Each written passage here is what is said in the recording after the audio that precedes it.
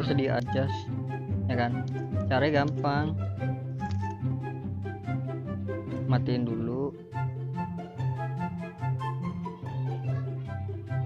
nyalain lagi,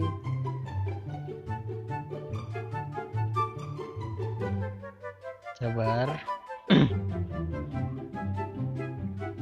Nah ini kan udah, nah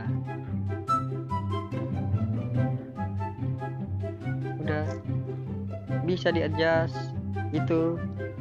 Terima kasih. Orangnya di mana?